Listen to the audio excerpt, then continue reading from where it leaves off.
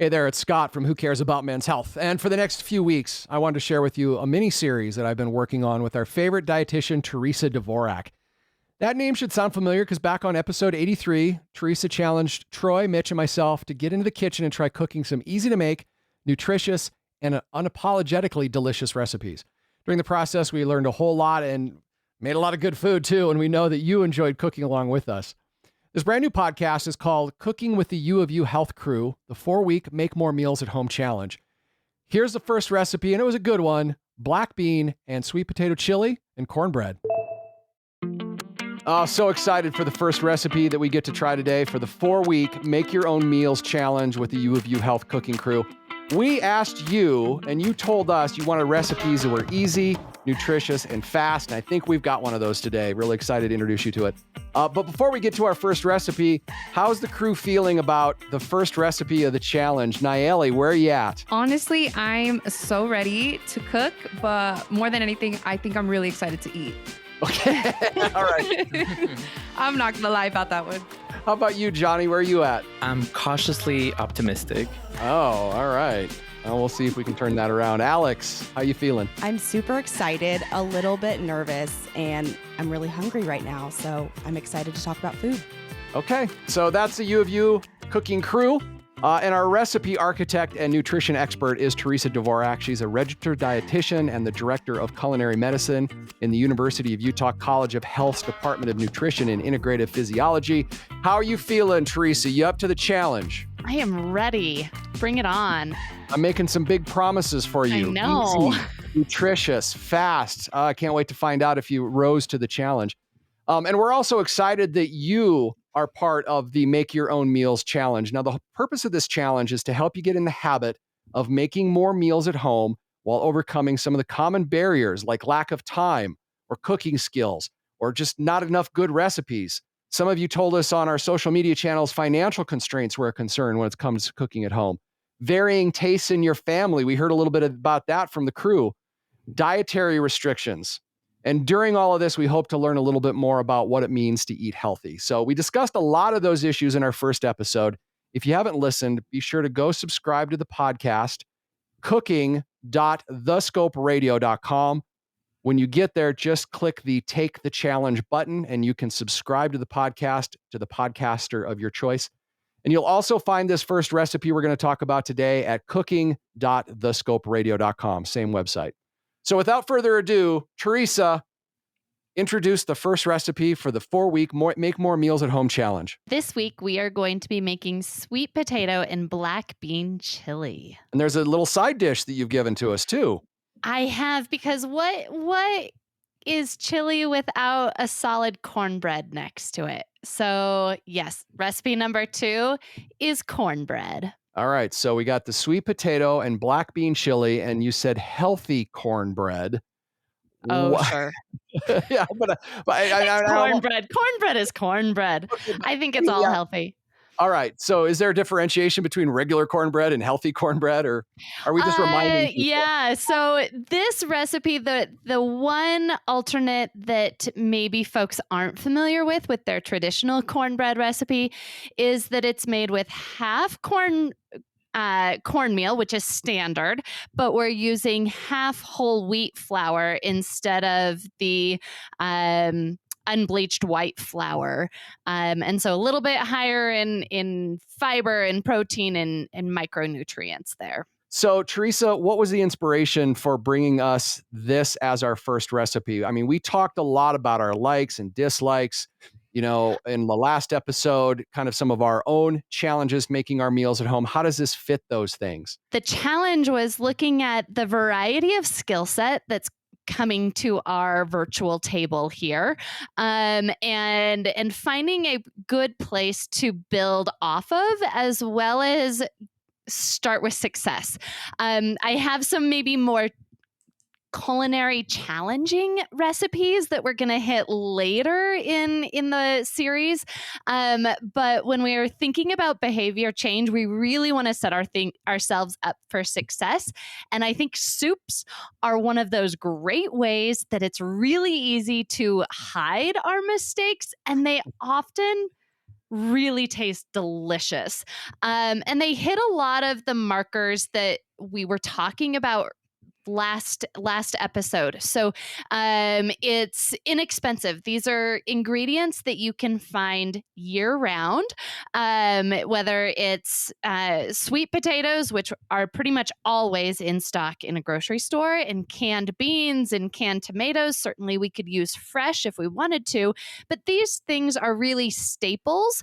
And when we're thinking about a time and not spending a lot of time and getting a lot of bang for our buck, soups are one of those, I like to call them kind of just one pot meals or just dump and go kind of meals. There's not a ton of chopping in this particular recipe, but we're adding it to the soup. And then there's a lot of variations that can happen with this soup as well, kind of looking at individual tastes and preferences. The other reason why I picked this recipe is because it can have a lot of variations. And something we briefly touched on the first episode was thinking about decreasing food waste and helping to keep the cost low of foods. And soups are a great way to use foods that might be kind of not looking so hot in the fridge. They're still fine, but maybe they look a little wilty or they look a little wrinkly or something of that sort. Soups are a great way that I can, cut off half the potato, parts of it's maybe wrinkly or what have you, and I can put the rest in a soup or a zucchini, or I could put carrots in this soup. You could put some kale or spinach and increase the greens there. And so it's really great to also for kind of making larger batches and doing maybe just a few minutes of extra work to do an extra onion and open a few more cans of beans and tomatoes and things of that sort. But then you're increasing that output exponentially, which is really fantastic. And they freeze, it freezes really well. All right, let's go to the crew here. First of all, you've had a chance to take a look at the recipe.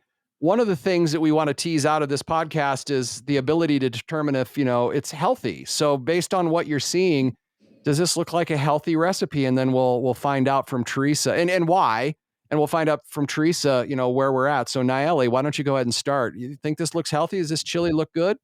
As I looked at the ingredients, I will say it does seem like a healthy meal, but I guess like one of the things too that like I kind of questioned is like, why is there no meat in this dish? And maybe that's like the answer there. Like maybe adding meat might be a little bit unhealthy or something. But if I like in my brain, if I think healthy meal, chili wouldn't be one of the first things that comes up into my head. Okay. And why is that? Just because it seems like it's something that's like as I mentioned, like usually there's like a lot of meat in there. It's very like I can't think. It just doesn't seem like it. Maybe because it tastes so good. How could it possibly? Actually, no, because the way that you say, yeah. Actually, now that you mentioned that, it's kind of like where my mind takes it to. So, all right, Theresa, what are your thoughts about that? The meat issue, and then also the other issues that Nayeli brought up. Typically in a chili, the base is going to be ground beef, and this one we're showing some alternatives to having a meat-free dish, while still be really satisfying. That was something else that was talked about in the first episode, that satisfaction level. And so giving us some alternatives and beans and the complex carbohydrates and all of those combinations are going to, and the spice profiles and things like that are really going to give us that savory kind of fulfillment that meat typically does play. And certainly meat is going to have a lot more saturated fat than what this particular dish does. Certainly it's going to bring in cholesterol and things of that sort as well that we might be wanting to decrease. And when we think about a traditional chili, there's very little fiber. And this is quite a high fiber dish with the black beans, the tomatoes, the sweet potatoes and things of that sort. And certainly there's, meat can be okay as part of a meal. We want to think about it more as a garnish maybe, or as just a quarter of that plate versus half the plate, like a traditional American style diet, and bringing in more of those vegetables and legumes and things that we're doing here in the chili. But it's also sometimes the toppings, right? So I think chili or potatoes kind of get the bad rap of that they become unhealthy a lot of times with the toppings that we put on them. So if I'm thinking about, a standard kind of chili bar, or if I'm at a restaurant and I order a bowl of chili, it's going to come with a ton of sour cream and cheddar cheese and maybe bacon bits or what have you on top of, similar what you might see on like a baked potato or something like that. And it's really those added pieces that can either work for us or work against us when we're trying to either add certain things to our diet or take certain things away. Johnny, as you're looking at this recipe, what do you think? Look pretty healthy? It's definitely healthier than anything I eat on the regular, that's for sure. Really? Okay. Yeah, I'm the type of person that always has to have some type of meat on their plate. Like if somebody gives me a non-meat dish, I'm like, okay, this isn't a meal. Where's the meat? Yeah. So I'm actually, I'm very interested in trying this out simply because it looks really good. And definitely want to try something and transition into less meaty deep meals. And thank you on that, Johnny, for keeping an open mind. And I think it's a big behavior change. And when we're used to having a lot of our plate be animal protein and fewer vegetables and legumes and things of that sort, it is a little bit of not only a palate shift, but also a brain shift as well. That just allowing yourself to really taste the flavors and be present with the meal. And then see what else could I add to this to increase that savoriness, or do I want a little bit more spice? Should I up the cayenne pepper in it? Do I want to add some toppings like avocado or something crunchy or something of that sort to heighten that kind of fulfillment or satisfaction level of the dish? But I encourage you, and it sounds like you're coming to the table with an open mind. So just keep that open mind. And you might find something that you enjoy, or we need to modify it. And that's okay too. Right. Johnny, let me tell you. So I'm the son of a cattle rancher. So if anybody asks, where's the meat? It's me. And I married a vegetarian. But I've transitioned more to a plant-based diet. I've not eliminated meat entirely. And I've also seen the research that shows that a plant-based diet versus a meat-based diet is much healthier for you from a lot of standpoints. Not to mention it reduces your chance of cancer. It could reduce your chance of cardiovascular disease, that sort of thing. I learned as soon as I stopped trying to expect things without meat to taste like meat, and just appreciate the flavors that are there, like Theresa's recommending, the happier I was with vegetarian dishes. That's a really great way to put it. Alex, what do you think? Looking at this recipe, is this a healthy recipe? I mean, you've already been kind of given the answers, but maybe you're seeing something we're not. I mean, it definitely looks delicious. Like I obviously love beans and I love potatoes and I love bread. I think for me, the only concern is it's a little carb heavy for my usual meal, and so that would just be a concern if there's something I could substitute for it, or if maybe I am missing something, because there is so much fiber, which is really amazing, and I know I don't get enough fiber each day. Well, you're not the only one. 95% of Americans don't get enough fiber, believe it or not. Right. And when we think about carbohydrates, and when we think about how we're digesting them, we have to think about as well what is coming along with that sugar, right? So a carbohydrate in its simplest form is a sugar. And often what we find with a dish like this is the higher levels of protein and fiber, as well as all of our micronutrients.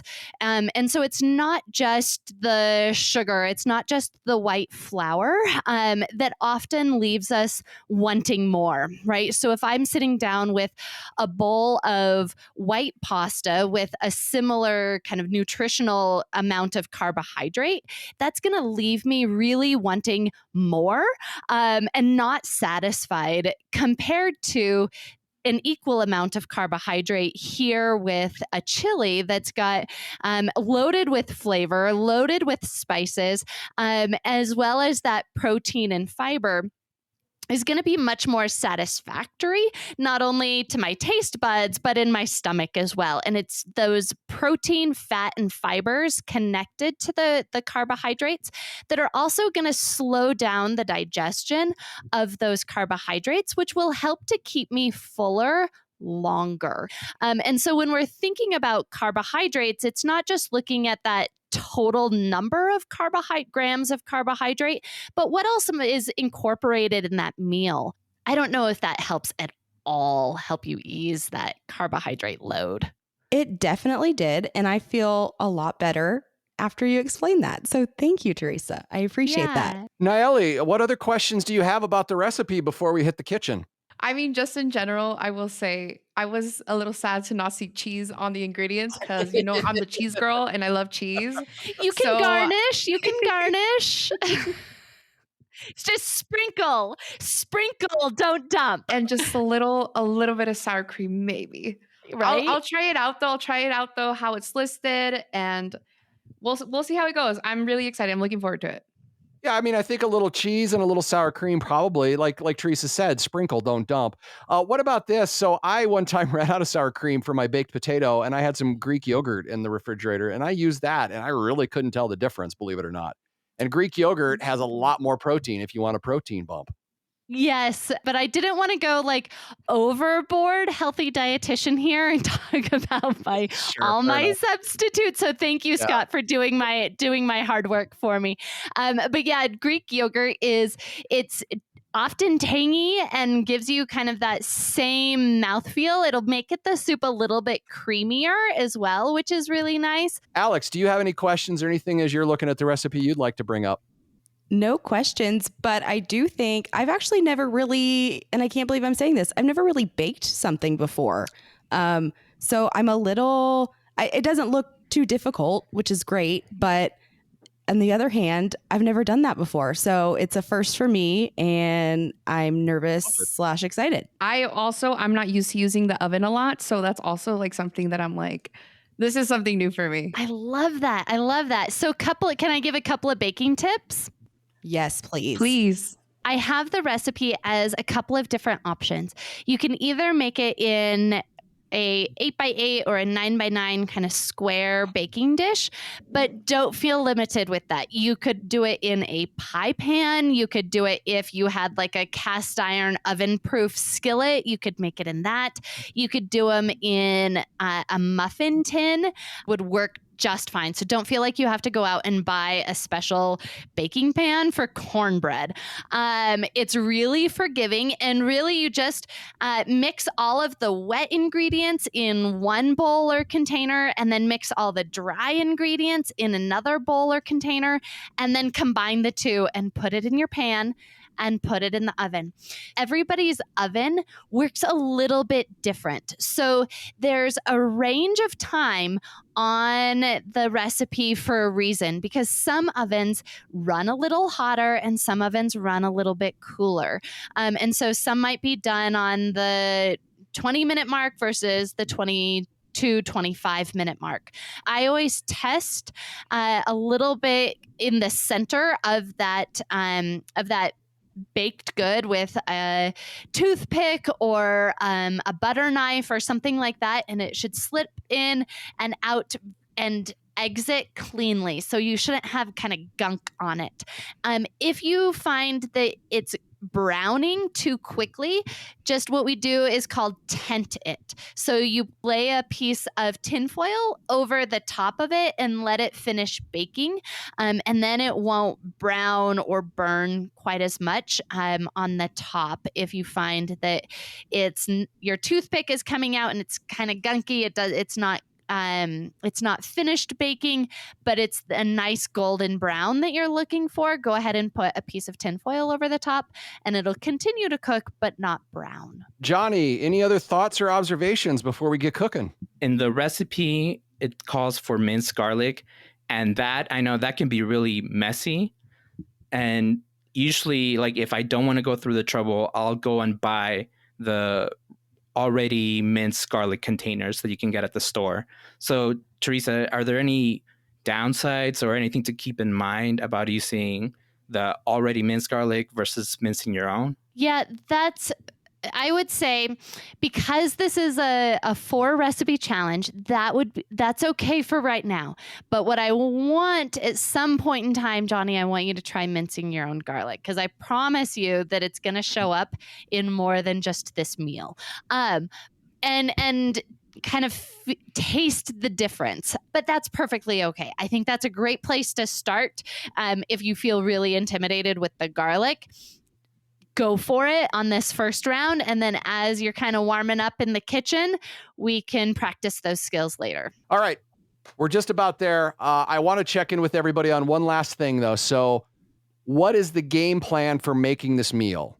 Because I find if I don't come up with the game plan, when I'm going to go shopping, when I'm going to make it, it doesn't get made.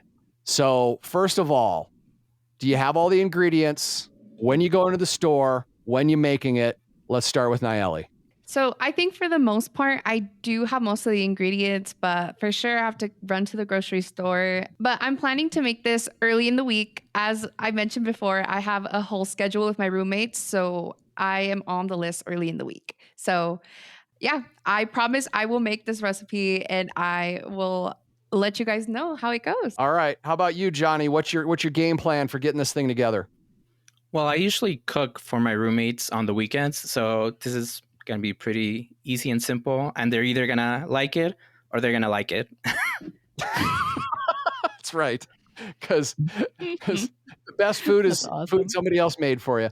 Alex, what's your game plan? Yeah, this sounds like football Sunday chili to me, so I'm going to go with the Sunday. I will have to go to the store to get some ingredients, so I'll bring my kiddo with me, and hopefully we can get this cooked up and ready to watch some football. All right. And I plan on going to the grocery store actually probably tonight. And I'm going to make it tomorrow night because I'm going to be out of town over the weekend and I want to be able to report back as well. So I had to actually plan that out. And I think that's where some people can stumble is, you don't have the ingredients and then you're like, oh, but I don't want to go to the store. And then, what are you doing? You're not cooking at home again. So, all right, crew, it's time to get cooking. Go make that recipe, share it with your family and friends. We're going to talk about how it was and how it went in the next episode. And we also hope that you, the listener, will take the 4-week Make Your Own Meals challenge. Just go to cooking.thescoperadio.com and click Take the Challenge. That'll subscribe you to the podcast. And then if you scroll down, you're going to see this week's recipe.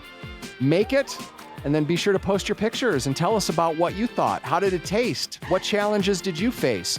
Share your insights and your setbacks and your successes on our social media channels. You can find us at facebook.com/uofuhealth. Instagram is @uofuhealth. You can also send us an email if you want to really tell us what you think.